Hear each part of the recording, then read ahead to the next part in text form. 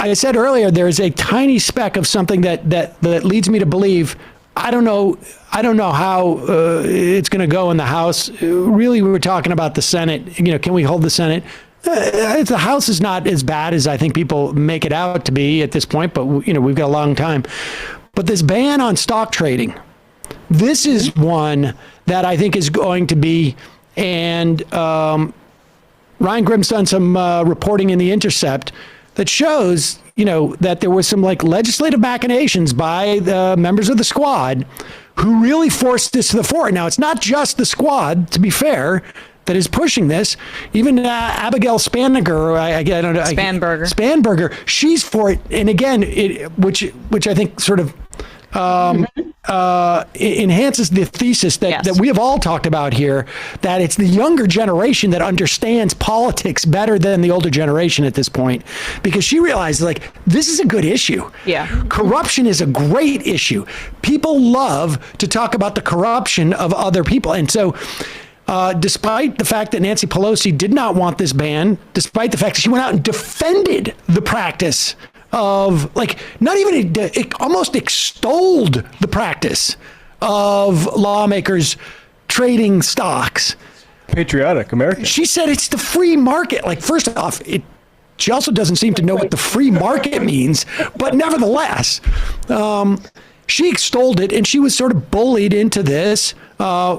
And she was bullied into this because of the nature of the bill. Yeah. This is something that if I am a Democratic challenger to a Republican candidate running for re-election in my district, I am praying they vote against this. I am praying they vote against it. And just to add to your point about it being the younger generation as well, John Ossoff was another person who has pushed these kinds of issues. He introduced the ban on corporate PACs in the Senate as well. And when he was running, even though he's a moderate Democrat, there is an understanding that this galvanizes people. And the old leadership who, let's be real, Nancy Pelosi is one of the top beneficiaries of the fact that we don't have a stock trading ban for members of Congress. They're unwilling to let go in many ways, but it's so apparent with this. People and Heather, back me up on this or not, but one of the sort of submerged memories of 2006, it wasn't just the war. In fact, I'm not even convinced it was the war that won the Congress for the Democrats in 2006. It was the fact that a soon-to-be revealed pedophile was covering up for a sexual predator in Mark Foley. And it was all of that dynamic, the underlying corruption narrative that was there that got the Democrats the House in 2006. And this stock ban thing, the idea that there was a moment hesitation by anybody other than they wanted to enrich themselves, obviously, is shocking. But it's the younger generation of Dems who got out in front of this. I still even find it. 2006, the slogan that the Democrats ran on, they ran against the culture of corruption. It wasn't, there was Mark Foley, there was Jack Abramoff. Remember that whole scandal? Yep. There was one scandal after another, and all these financial scandals that were going on in the Bush administration. And that's how they won, was on that. And so Nancy Pelosi comes out. I have to tell you, I really was shocked by that. Not because I didn't know that she's, vastly wealthy and that she might be protecting the people who want to do that. I'm not that naive. It's just so politically stupid to come out and say it as she did. No, she came out and just very robustly defended the idea that members of Congress should have the right to trade stocks. And I don't think there was anybody in the country, even the people who were upset about crack pipes, probably sat there and went, "What?" You definitely. What are you talking about? Nobody. And in fact, I think for a lot of Americans, they're shocked to find out that there isn't a ban on trading stocks among members of Congress. How can that be? They all have obvious insider information all the time on all kinds of things. They're working on things. They have all these big donors who are whispering in their ears. The whole thing, it just doesn't even make any sense, And I wanted to give a little shout out too to Katie Porter, who's another one who's been pushing this. She's not a member of the squad, but definitely on this financial corruption beat in the Congress. And, she was sitting there saying, she says, I don't think people can believe that this has been going on this long. And I don't think that they can. Yes, there is a little bit of a bright spot and potentially something that Democrats, if they're smart enough, and maybe the fact that Abigail Spanberger, of all people, sees that as a good talking point for her, because she's very conservative.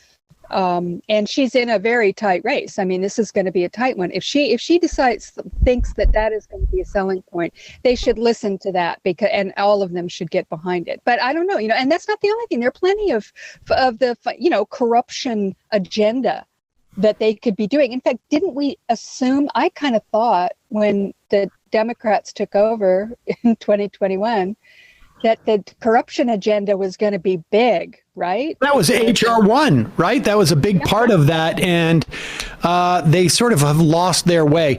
But also, do people forget that, was it Kelly Loeffler? Did she partially lose her race as a function of having stock trading at that time, right?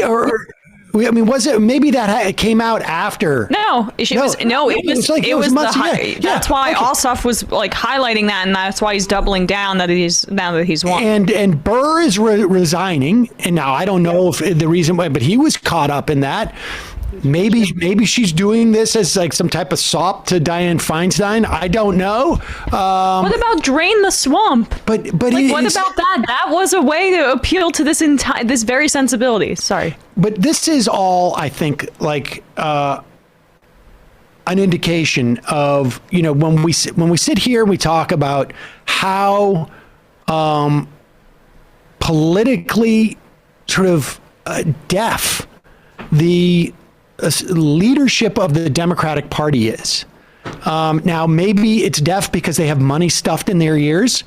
And honestly, literally, it could just, I don't understand the concept of having the kind of money Nancy Pelosi has and being her age and saying, I've got to allow stock trading for the next 2 years that I am in Congress.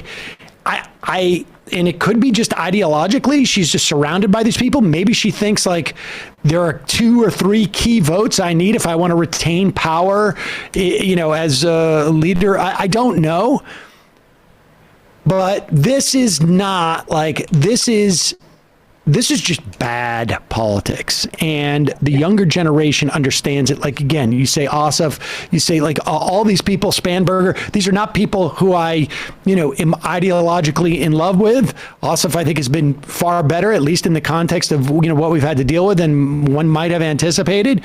But, and also just to add too, she is also basking in the arrogance of being basically untouchable in her district. So that's just not even something that she's considering, as opposed to for all the hand wringing that we hear about they can't go too far left because of the purple districts. I mean, Pelosi is doing that exact, by initially not backing this bill, that's the exact risk that she says that the left is causing for her with Democrats in precarious positions.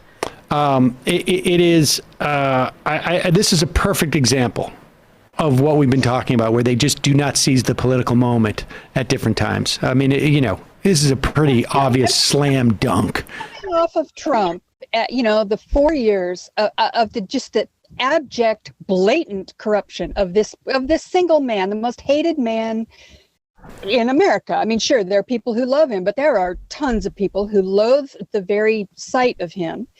And there are a lot of things you can attack him on, and I'm sure that, he'll be attacked. But this was a global issue that you could have attacked. Totally. Inside dealing.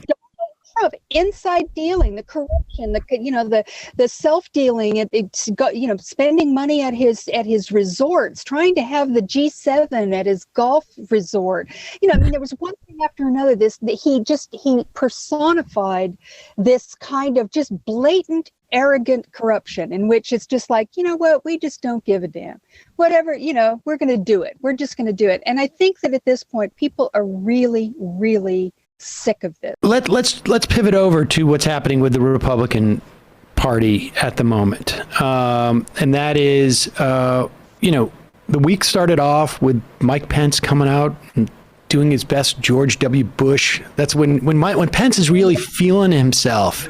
He gets into George W. Bush, where he's like talking like this, and he gets the squint. The squint. We talked about the squint on the show. Yeah. When it's an important speech, he angles himself in some way. Long pauses, make things hit.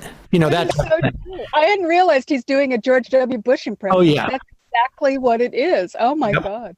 And he came out and said, President, wrong. Right. Wrong. And then McConnell came out and said it, and they complained about Cheney getting censured by the RNC. What's going on with this? Like what? And even Brian Kilmeade on his radio show said President Trump is wrong. It was as if like the clarion call had gone out now, and then then by the end of the week, it's all about the Canadian anti-vaxxers who are driving trucks and blocking 1/3 of the Canadian-U.S. trade. I should say only 10% of truckers in the entire country of Canada are unvaxxed, as opposed to like 40% in this country. But nevertheless, what do you make of this, Heather? Well, I think this all has to do with the midterms, and I think that forgetting Pence and Trump, obviously that came out because Donald Trump had said, Mike Pence should have overturned the election. And Pence apparently, felt that was, he needed to say something about that, about overturning. But really, it's about control of the Republican Party. Pence is making a bet, as is Liz Cheney, that somehow or another Trump is going to end up fading away, and there's going to be this residual, group of heroes who stood up to him that are going to take over and, become the Republican Party again. I have serious doubts that that's a reasonable assumption, but I think that's what they're doing. And in terms of the midterm, Mitch McConnell has a problem. First of all, the Democrats are defending far fewer states than the Republicans are this time. In the Senate. In the Senate. Yeah, Mitch McConnell. So in the Senate, and they're defending far fewer than the Republicans are. So McConnell needs to have races. He needs to have candidates and races that he can run in states that were going to require more than the hardcore Republican base to win. And he needs Glenn Youngkin types, right? So he had been trying to recruit. He tried to recruit Sununu up in New Hampshire, and he tried to recruit Hogan in Maryland, both of whom could they've won statewide races. They could theoretically win the Senate seat there, and everything else being equal, that would be the end of that, right? The Republicans would gain the Senate. Both of them declined, and largely because the mess in the party, Donald Trump, January 6th, the stolen election, the big lie, all that, they don't want any part of that.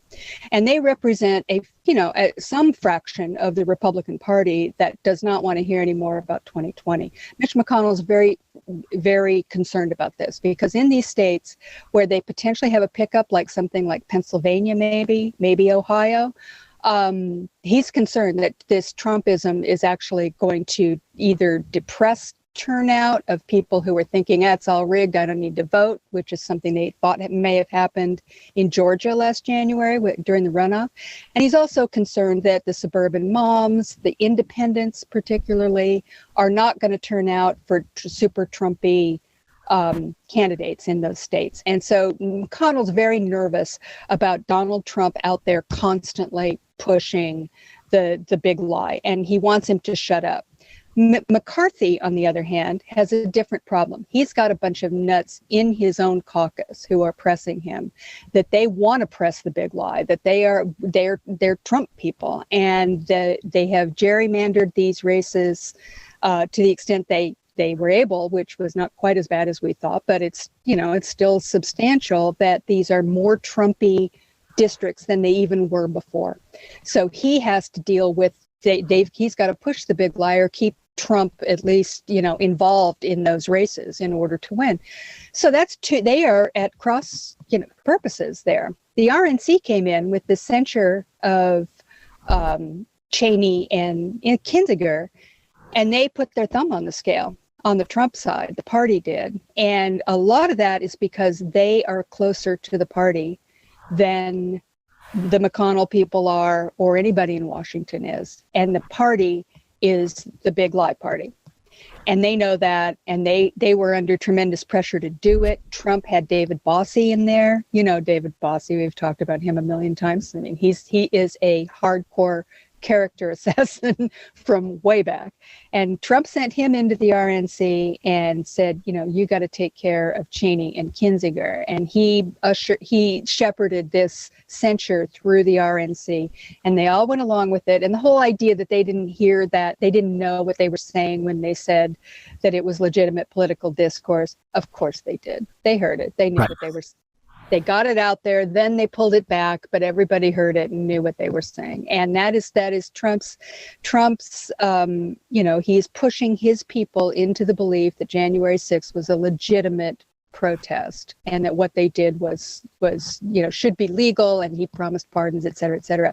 So what you're seeing in the party, just to make a long story short, what you're seeing in a party is a real fissure. It's maybe one of the biggest ones I've ever seen. The person who surprised me the most of the ones you just mentioned, I mean, there were plenty who ran away from it, right? I mean, they're interviewing, you know, Josh Hawley, and he's going, well, that's their statement. It's not mine. And they have a right to say what they want, blah, blah, blah. Speaking of the RNC, Kilmeade is the one who surprised me.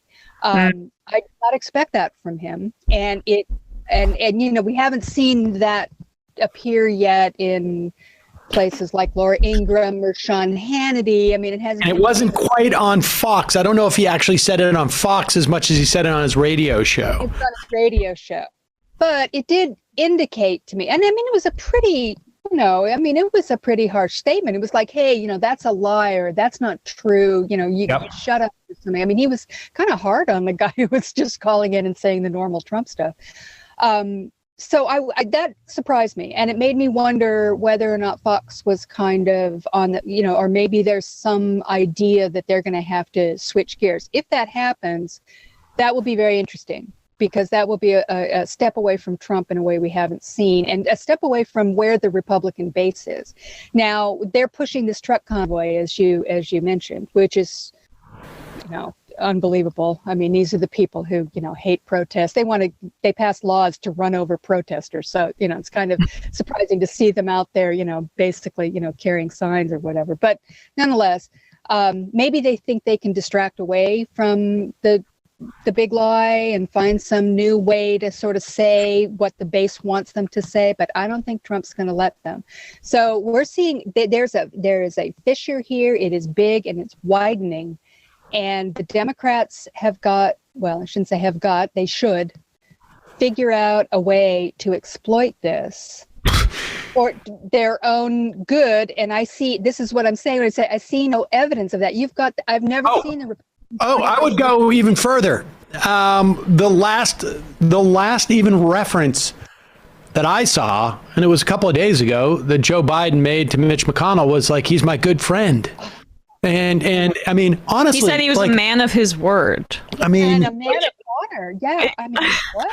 A man of what word? The only thing that the Democrats are doing, and I think they're doing it on purpose, is in pursuit of the January 6th, you know, committee, like pursuing January 6th keeps it in the forefront to some extent. It forces people to make choices like McConnell's having to make, you know, and the more they talk about January 6th and the more they tie in the Republican Party, like, my concern with the Democrats doing this is that they are actually doing it because they have a problem with Trump as opposed to Republicans. Like, again, the leadership of the Democratic Party takes any opportunity it can to say how important the good Republicans are. Like, that is completely just, I mean, I understand why you need to sort of maybe do some lip service to that idea a little bit, but I actually think that they operate like they believe it.